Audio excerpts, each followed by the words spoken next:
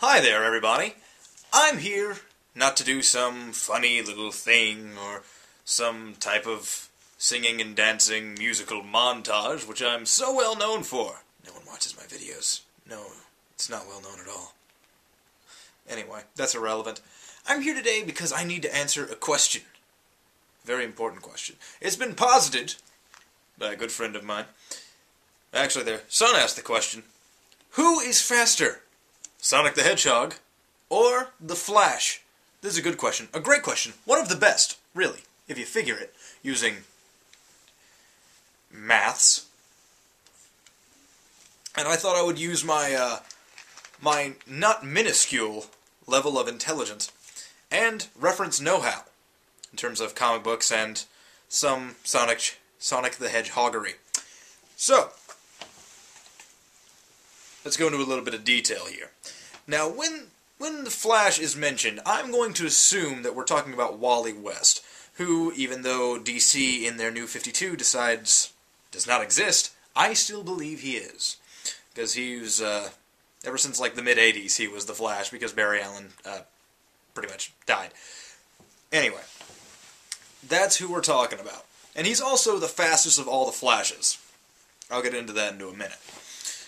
Now, he is the fastest man alive. Able to break the sound barrier, the time barrier. I think he even manages to break the speed of light a couple of times.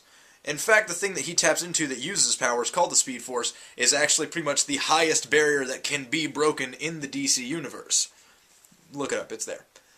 So, this is not a slow man by any means. He's no slouch. Now, let's talk about Sonic the Hedgehog, who's just merely the fastest thing alive. Well, he's not human, so I guess that makes sense.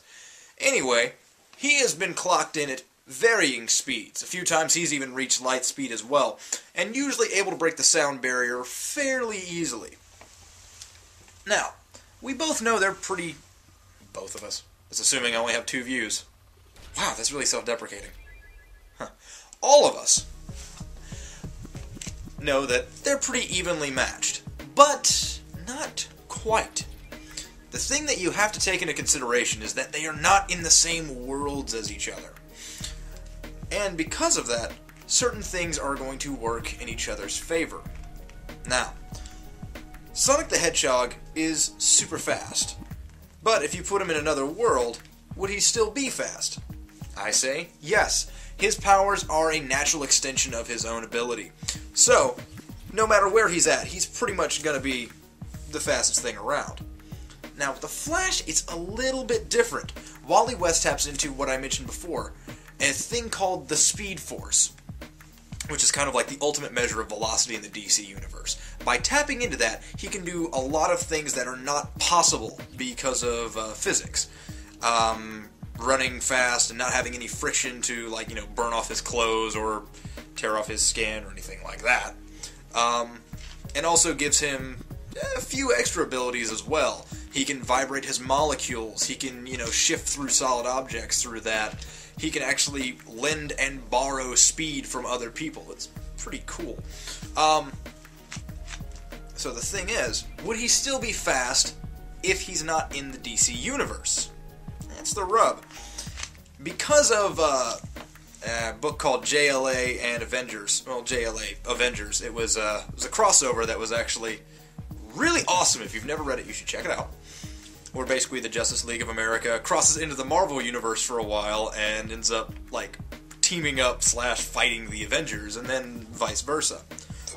Now, in that book, the Flash actually enters the Marvel Universe and finds he's unable to access the Speed Force. Since it doesn't exist there, he can't get any kind of traction, can't get any kind of speed whatsoever. So, going by that logic, if he was in, you know, Sonic's world, Mobius is what it's called, I do not believe he would be able to access it, which is really disappointing to me, because I really wanted him to win this, because I like the Flash, he's awesome.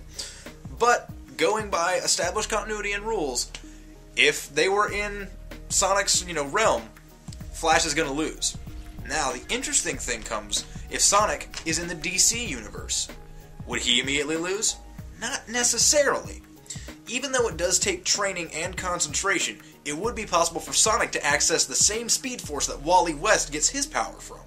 So, in essence, Sonic could get even more powerful than he already is, and pretty much equal out to Wally West.